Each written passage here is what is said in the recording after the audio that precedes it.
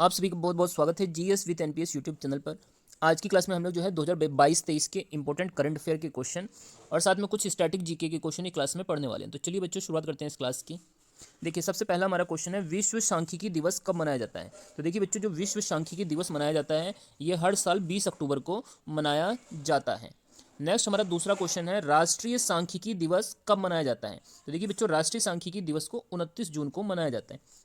29 जून को ही क्यों मनाते हैं? क्योंकि इस दिन पीसी महालनोबिस का जन्मदिन होता है। अब ये पीसी महालनोबिस कौन थे? तो जो भारत के अंदर पंचवर्षीय योजना चलाई गई थी दूसरी वाली, 1956 से लेके 1961 तक, ये जो है पीसी महालनोबिस मॉडल पर ही आधारित थी और इसमें भारी उद्योगों को प्राथमिकता दी गई थी। तो ये आप नोट कर सकते हैं सारे पॉइंट्स।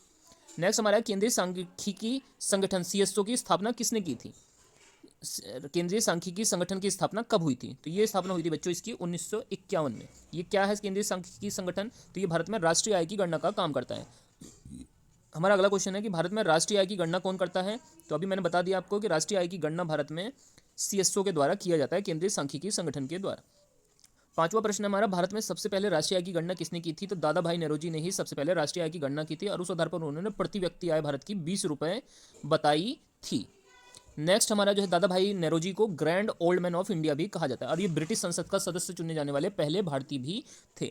नेक्स्ट हमारा है, भारत का पहला सौर ऊर्जा गांव कौन बना है? तो ये बना है बच्चों मोढेरा, गुजरात के अंदर। सौर ऊर्जा जो होती है उसमें ऊर्जा का मुख्य स्रोत होता है बच्चों नाभिकीय संलयन प्रक्रिया। इसको भी आप नोट कर सकते हैं। सूर्य का प्रकाश पृथ्वी तक 8 मिनट 16 सेकंड में आता है। नेक्स्ट हमारा अगला क्वेश्चन है सातवां, मिशन लाइफ को किस राज्य ने शुरू किया है? तो देखिए बच्चों, मिशन लाइफ शुरू किया गया गुजरात राज्य के द्वारा। गुजरात की राजधानी क्या है? गांधीनगर गुजरात की राजधानी। यहाँ के मुख्यमंत्री पूछे जाएं तो भूपेंद्र पटेल यहाँ के मुख्यमंत्री, और यहाँ के राज्यपाल जो है वर्तमान समय में आचार्य देवव्रत हैं। तो इसको भी आप नोट कर सकते हैं। नेक्स्ट हमारा आठवां क्वेश्चन है, भारत का नया रक्षा सचिव कौन बना है? Defence secretary. तो इनका नाम है बच्चों अरमाने गिरिधर। ये भारत के नए रक्षा सचिव बने। भारत के नए सीडीएस कौन बने हैं? अनिल चौहान बने हैं। इसके अलावा पहले सीडीएस कौन थे? तो ये थे बच्चों विपिन रावत। ये भारत के पहले सीडीएस थे। नेक्स्ट हमारा 9वां क्वेश्चन है बच्चों, बंधन बैंक के नए ब्रांड एम्बेसडर कौन बने हैं? तो देखिए बंधन बैंक का नया ब्रांड एम्बेसडर बने हैं सौरभ गांगुली, और इनकी एक पुस्तक है जो एग्जाम के लिए इंपॉर्टेंट है, a century is not enough. A century is not enough. तो ये बुक जो है बच्चों सौरभ गांगुली ने लिखी है, इनकी आत्मकथा है। नेक्स्ट हमारा अगला क्वेश्चन है बच्चों 10वां, विश्व खाद्य दिवस कब मनाते हैं? तो ये 16 अक्टूबर को मनाया जाता है। आपसे पूछा जाए कि मार्स गैस कौन सी गैस होती है? तो मार्स गैस मीथेन को कहा जाता है। आपसे पूछा जाए लाइटर में कौन सी गैस होती है? तो ब्यूटेन गैस होती है। इसके अलावा प्रोड्यूसर गैस कौन सी होती है? तो इसके अंदर N2 और CO होती है। वाटर गैस कौन सी होती है? H2+CO। LPG के अंदर कौन सी गैस होती है? तो प्रोपेन और ब्यूटेन प्रमुख गैसें हैं। नेक्स्ट हमारा अगला क्वेश्चन है बच्चों 11वां क्वेश्चन है, 5वें खेलो इंडिया यूथ गेम्स 2023 में कहाँ होंगे? तो ये मध्य प्रदेश राज्य के अंदर होंगे। मध्य प्रदेश राज्य को भारत का सबसे अधिक वनों वाला राज्य भी कहा जाता है। इसके अलावा भारत में सबसे अधिक भारत का जो टाइगर स्टेट बोला जाता है वो भी मध्य प्रदेश को ही बोला जाता है। इसके अलावा दलहन के उत्पादन में मध्य प्रदेश राज्य प्रथम स्थान पर है। 2022 में बैलोन डी ओर पुरस्कार किसे मिला है? तो ये करीम बेंजेमा को 2022 का बैलोन डी ओर पुरस्कार मिला। ये पुरस्कार किस क्षेत्र में देते हैं? तो फुटबॉल के क्षेत्र में एक प्रतिष्ठित पुरस्कार है बैलोन डी ओर पुरस्कार। अगर आपसे पूछा जाए कि 2022 का फीफा वर्ल्ड कप किसने जीता है? तो ये जीता है बच्चों अर्जेंटीना ने।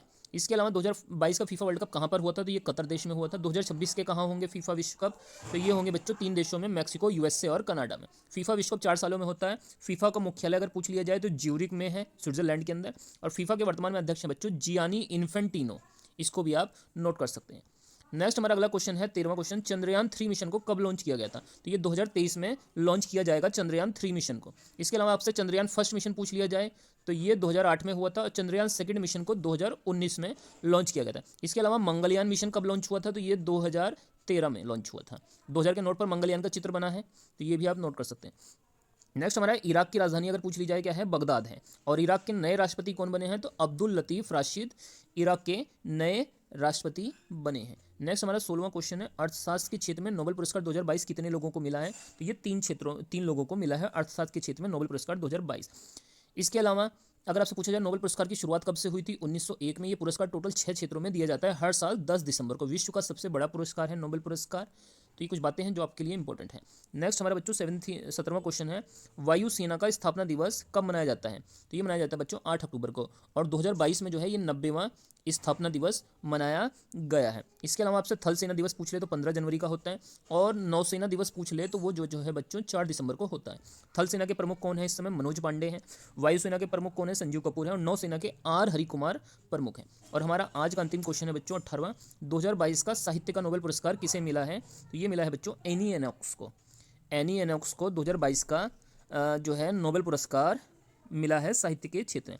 अगर आपसे पूछे जाए भारत में सबसे पहले नोबेल पुरस्कार विजेता कौन है, तो इनका नाम है बच्चों रविंद्रनाथ टैगोर। 1913 में इन्हें जो है साहित्य के क्षेत्र में नोबेल पुरस्कार मिला था गीतांजलि के अंग्रेजी में अनुवाद के लिए।